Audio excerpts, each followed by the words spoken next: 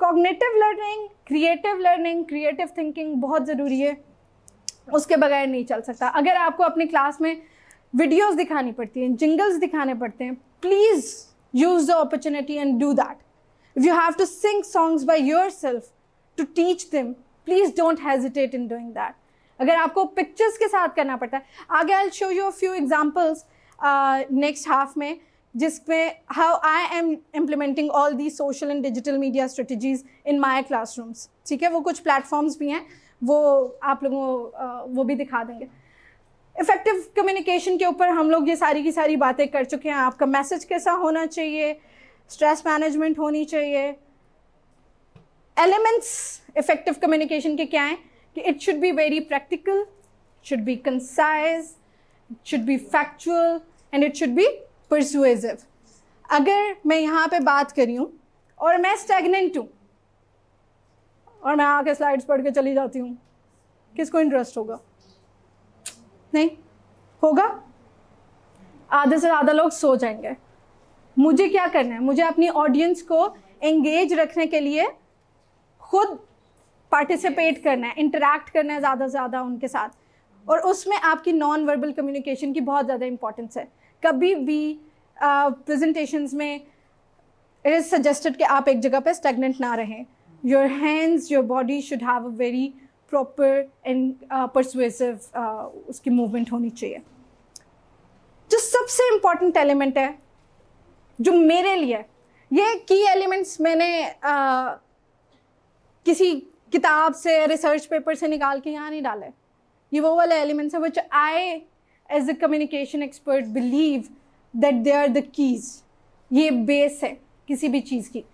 Empathy का concept है, थोड़ा सा बताएंगी? सही, जी जी। किसी की जगह, खुद को किसी की जगह पर रखकर सोच। बिल्कुल बिल्कुल, exactly, to put yourself in other persons shoes. ऐसा प्रोवर्ब है जो हम ऑल द टाइम यूज कर रहे होते हैं, right? But the point is, do we actually put ourself in other persons shoes when we talk to them? Are we really able to? Sometimes and sometimes not. Sympathy और empathy का फर्क जो है ना, ये हम लोगों को आना बहुत ज़रूरी है ज़िंदगी गुजारने के लिए। ये वो वाली चीज़ नहीं है जो मैं सिर्फ प्रिंसिपल्स को बताऊंगी, ये वो चीज़ नहीं है जो मैं टीचर्स को बताऊंगी, ये वो चीज़ नहीं है जो मैं ट्रेनर्स को बताना चाहती हूँ। नो, एज अ ह्यूमन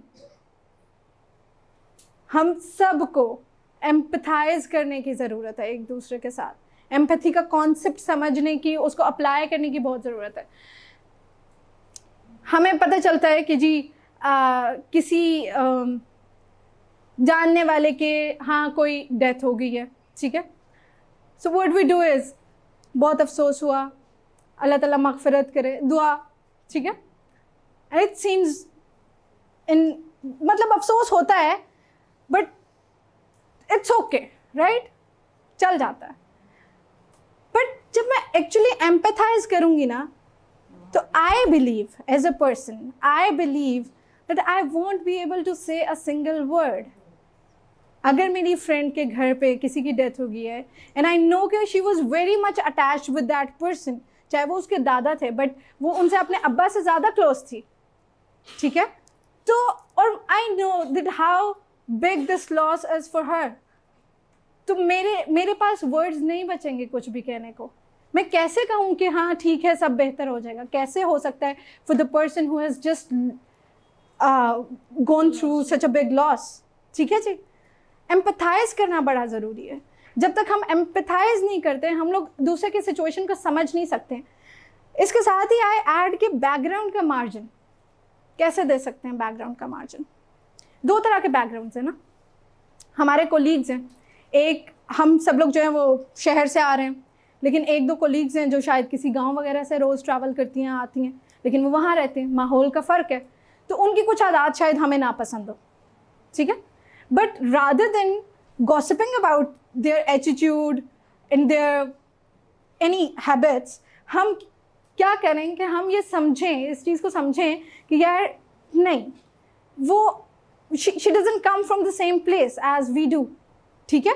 जब आपने समझ लिया, आपने उसको उसके बैकग्राउंड का मार्जिन दिया, तो अब क्या हुआ कि आपको वही वाली आदतें नागवार नहीं गुजरेंगी, आपको बुरी नहीं लगेंगी, ठीक है। दूसरा जो बैकग्राउंड है वो बड़ा ट्रिकी सा है, वो बड़ा इम्पॉर्टेंट है, जो हम नहीं देते हैं। वो बैकग्राउंड क्या है कि मैं अपने कोलीग से बात कर रही हूँ, अपनी फ्रेंड से बात कर रही हूँ, उसने मुझे बहुत गुस्से में जवाब दिया और मैं फटाफट नाराज़ हो जाऊँ, क्यों, मैंने क्या कहा था, मुझ पर क्यों गुस्सा करी है, मैंने क्या कह दिया। नहीं, मैं क्या कर सकती हूँ, अगर मैं ये सोच लूँ कि यार अभी जो क्लास ख़त्म हुई है उसमें इसको मुझसे डांट पड़ी है, उसकी वजह से अपसेट होगी। यार आज सुबह जब ये घर से आई थी, आई नो कि इसके घर में क्या सिचुएशन चल रही है, फैमिली का इशू है, उस वजह से मुझ पे इसने गुस्सा कर लिया, उस वजह से चिड़चिड़ी होगी। अब क्या हुआ कि मैंने वो रिश्ता ख़राब होने से बचा लिया, मैंने उसको बैकग्राउंड का मार्जिन दिया, वो बैकग्राउंड जो 2 घंटे पहले उसकी सिचुएशन थी वो, this is also a background. जब हम इन बैकग्राउंड्स का मार्जिन नहीं देते तो हमारे इख्तलाफात होते हैं, हमें अपनी पेरेंट्स की बात भी बुरी लगती है, हमें अपने सास ससुर की बात भी बुरी लगती है, हमें अपने कोलीग्स की बातें भी बुरी लगती हैं, हम उनकी आदतों का भी मजाक उड़ाते हैं, क्योंकि हम समझ ही नहीं सकते कि दूसरे ने ऐसा किया तो क्यों किया। एक दफ़ा 1 मिनट का टाइम लें और एक बार सोच लें कि अगर उसने ऐसे किया है तो क्यों किया। और फिर एम्पैथी करने का सबसे बड़ा बेनिफिट क्या होता है, आपका अपना मूड ख़राब होने से बच जाता है, आपका रिश्ता बच जाता है। जिस चीज़ ने आपको बाद में टॉर्चर करना था, आपको स्ट्रेस आउट करना था, जिस चीज़ ने, आपने उसको कंट्रोल कर लिया, ठीक है ना। एम्पैथी बड़ी ज़रूरी है कम्युनिकेशन में, ज़रूर किया करें प्लीज़।